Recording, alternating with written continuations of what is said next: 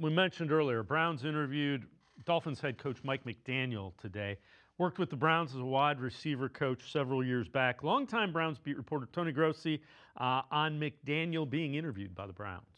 The Browns are bringing Mike McDaniel here for an interview, and there is a perception now that he is the favorite, that he is now in the pole position. Do you agree or disagree with that sentiment? I don't see how that can be. I don't know how people are concluding he's the favorite.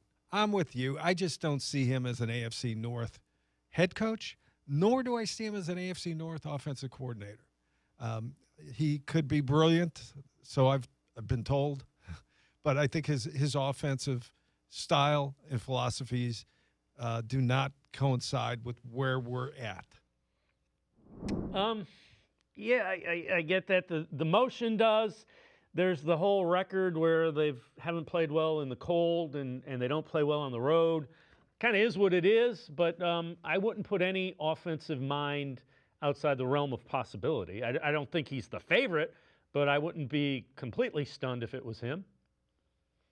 The one thing, and with McDaniel would be is, how does the interview go? Because McDaniel, I think if you got him in the interview process, I think you're going to get to see something that probably none of us see. And I think there's plenty who, definitely have their reservations about McDaniel. Whether or not he can coach in the AFC North. Look, he's got a great running game. He truly does. You think about what you already saw this year from a player like Quinshon Judkins, maybe what he could do with a guy like Dylan Sampson as well within that running back room. You can kind of catch maybe a vision of, where Mike McDaniel, could maybe, help certainly. The offense would certainly have a little more flavor to it, a little bit more excitement to it. I don't get, the weather is the weather. So, I mean, just because he coached in Miami doesn't necessarily mean what he's doing, wouldn't necessarily work in Northeast Ohio. Obviously, some degrees, you would have to, find some ways to change or do things from a different standpoint. But I mean, the plays are the plays. You can just change the personnel. Okay, so we ran it from, 11 personnel. Now we're going to run it through 13 personnel. So I'll do the same running plays, but instead I'm just going to use 3 tight ends. I mean, all that stuff kind of works out.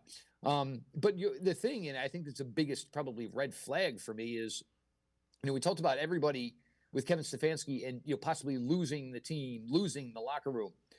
That Miami team was in absolute disarray. Absolute disarray. All the bickering, everything, and even Tua went into a press conference and basically eviscerated everybody. That was a locker room that was lost. Granted, they got it together, rallied, and played pretty well down the stretch. But if Mike wants to get right back in to being the guy, maybe not necessarily is he the number one choice in Cleveland, but maybe there's a chance where Cleveland is the number one choice for Mike McDaniel.